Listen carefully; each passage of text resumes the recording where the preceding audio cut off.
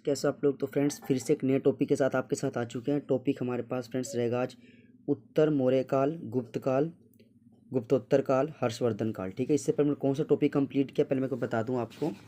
हमने जो topic complete किया फ्रेंड्स वो किया हमने बौद्ध धर्म और जैन धर्म। और फ्रेंड्स CET मेंस का पेपर हो चाहे आपका ग्रुप डी का पेपर हो, जो भी पेपर है, तो ये सारे इंपॉर्टेंट क्वेश्चन फ्रेंड्स सिर्फ कराए जा रहे हैं आपको। ठीक है, तो ये करा दिया, पिछली वीडियो जाके देख सकते हैं। अब यहाँ से क्वेश्चन स्टार्ट करते हैं। जूनागढ़ अभिलेख किस शासक ने जारी करवाया था? तो जूनागढ़ अभिलेख फ्रेंड्स यहाँ पे आएगा रुद्र दामन ने। किसने? रुद्र दामन।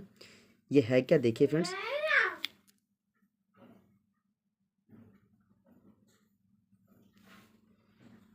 फ्रेंड्स यहाँ देखिए, कहता है यह शिलालेख गिरनार, फिर से रुद्र दमन नहीं रुद्र दामन है, थोड़ा सा यहाँ पे एरर है। यह शिलालेख गिरनार पर्वत पर स्थित है जो जूनागढ़ के निकट है। ठीक है, निकट स्थित है। यह 130 से 150 ईस्वी के मध्य लिखा गया था। जूनागढ़ शिलाओं पर अशोक के 14 शिलालेख तथा स्कंदगुप्त के शिलालेख भी सम्मिलित हैं। रुद्र दामन का गिरनार शिलालेख उच्च कोटि के संस्कृत गद्य का स्वरूप प्रकट करता है, जिसमें सुबंधु, दंडी और बाण की गद्य शैली का पूर्ण रूप देखा जा सकता है। चलिए नेक्स्ट क्वेश्चन पढ़िए।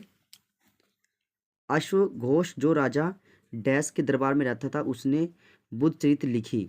तो फ्रेंड्स ये आएगा कनिष्क। अश्वघोष राजा जो कनिष्क के दरबार में रहता था उसने बुद्ध चरित्र नामक पुस्तक लिखी थी। थोड़ा इसको पढ़ लीजिए। देखिए फ्रेंड्स, कहता है अश्वघोष जो राजा कनिष्क के दरबार में रहता था, कनिष्क का राज्यकाल 78 ईस्वी से 125 ईस्वी था। इसी कारण महाकवि अश्वघोष का स्थिति काल भी प्रथम शताब्दी माना जा सकता है। इसने बुद्ध चरित्र लिखी। महाकवि अश्वघोष सम्राट कनिष्क के राजगुरु एवं राजकवि भी थे। तो ये इसका करेक्ट आंसर हो जाएगा। अब फ्रेंड्स यहाँ पे है आपके पास भाई, सही उत्तर का चयन कीजिए। पुलकेशिन द्वितीय, पुष्यमित्र शुंग, शंकराचार्य और चंद्रबदई। ठीक है, देखिए सबसे पहले ये कहता है व्यवस्थित कीजिए। तो सबसे पहले पुष्यमित्र शुंग, ठीक है, इनका शासन। उसके बाद फिर पुलकेशिन द्वितीय, फिर शंकराचार्य और लास्ट में आपका रहेगा चंद बरदाई। ठीक है, थोड़ा सा उसका एडवांस पढ़ लीजिए। देखिए फ्रेंड्स, कहता है पुष्यमित्र शुंग का शासनकाल है जी 185 से 149 ईसा पूर्व। शुंग वंश के संस्थापक थे। इससे पहले वे मौर्य साम्राज्य में सेनापति भी थे। ठीक है, 185 ईसा पूर्व में शुंग ने अंतिम मौर्य सम्राट वीरभद्र मौर्य के अहिंसक नीतियों के कारण उनका वध कर स्वयं को राजा घोषित किया था। अब एक है पुलकेशिन द्वितीय। ठीक है, तो इनका रहेगा 610 से 642। तो सबसे पहले पुष्यमित्र शुंग, फिर पुलकेशिन द्वितीय, फिर शंकराचार्य और फिर चंद्रबरदाई। तो देखिए एक चालुक्य वंश के राजा थे। शंकराचार्य कौन थे? ये एक महान दार्शनिक एवं धर्म प्रवर्तक थे। चंद्रबरदाई को हिंदी का पहला कवि और उनकी रचना पृथ्वीराज रासो को हिंदी की रचना होने का सम्मान प्राप्त है। पृथ्वीराज रासो हिंदी के सबसे बड़े काव्य ग्रंथ क्या है फ्रेंड्स? पृथ्वीराज रासो हिंदी का सबसे बड़ा काव्य ग्रंथ है। पृथ्वीराज रासो, जिसको किसने लिखा है? चंद्रबदई ने। ठीक है, तो क्या इसका फ्रेंड्स, इसके क्या बनेगा? इसका बनेगा सबसे पहले आपका पुष्यमित्र शुंग, फिर आपका पुलकेशिन द्वितीय, फिर शंकराचार्य और लास्ट में चंद्रबरदाई। अच्छा, कनिष्क किसका अनुसरण करते थे? तो रहेगा बौद्ध धर्म का। किसका फ्रेंड्स? कनिष्क बौद्ध धर्म का अनुसरण करते थे। देखिए कनिष्क बौद्ध धर्म का अनुसरण करते थे। कनिष्क ने ही चौथी बौद्ध परिषद की संरक्षण की थी। कनिष्क ने ही चौथी बौद्ध परिषद की संरक्षण की थी। यह परिषद कश्मीर में हुई थी। कनिष्क प्रथम की स्वर्ण मुद्रा में गौतम बुद्ध को भी दिखाया गया है। हर्षवर्धन को किसने हराया था, मतलब किसने पराजित किया था? तो ये रहेगा पुलकेशिन द्वितीय ने। कवि बाणभट्ट ने सम्राट हर्ष का जीवन चरित्र अपने किस ग्रंथ में लिखा है? तो ये रहेगा हर्ष चरित आपका करेक्ट आंसर होगा। देखिए बाणभट्ट ने सम्राट हर्ष का जीवन चरित्र अपने हर्षचरित ग्रंथ में किया है। बाणभट्ट 7वीं शताब्दी के लेखक और कवि थे। वे राजा हर्षवर्धन के दरबारी कवि भी थे। बाणभट्ट द्वारा लिखे 2 प्रमुख ग्रंथ हर्षचरित तथा कादम्बरी है।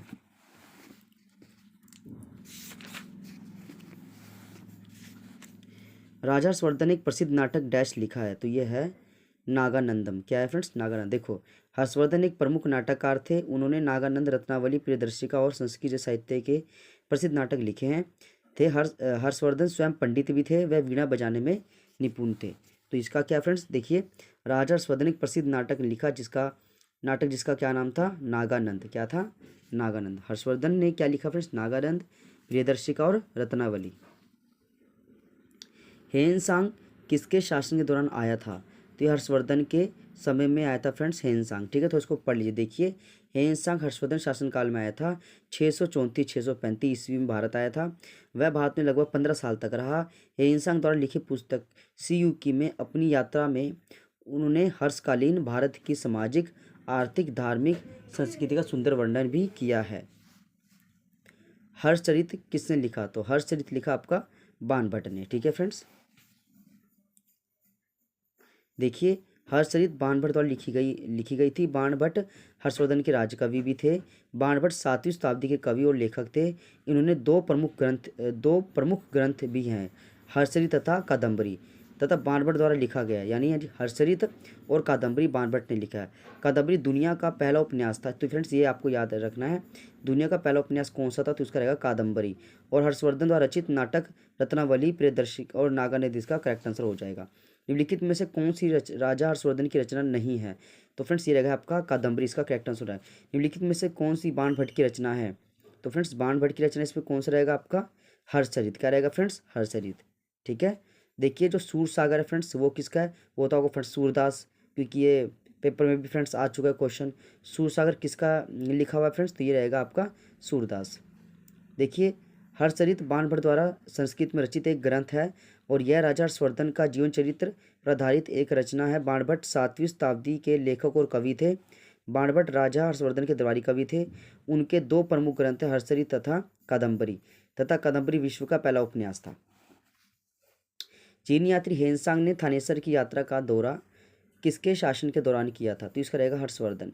तो चीनी यात्री हेनसांग ने थानेसर का दौरा किस राजा के समय किया था, इसका रहेगा फ्रेंड्स आपका हर्षवर्धन इसका। तो फ्रेंड्स देखिए ये क्वेश्चन फिर से वही रिपीट कर दिया भाई, हेनसांग हर्षवर्धन 634-635 ईस्वी में थानेसर में आया था, 15 साल तक भारत में रहा था। उस समय पुस्तक सीयूकी में जो है भारत के सामाजिक, आर्थिक, धार्मिक और का वर्णन भी किया है। नेक्स्ट क्वेश्चन देख लीजिए, राजा हर्षवर्धन ने कुरुक्षेत्र के पास थानेसर में अपनी राजधानी स्थापित की थी, तो ये कब की थी, 7वीं शताब्दी में। ठीक है फ्रेंड्स, तो ये आपका टॉपिक फ्रेंड्स खत्म हो जाता है।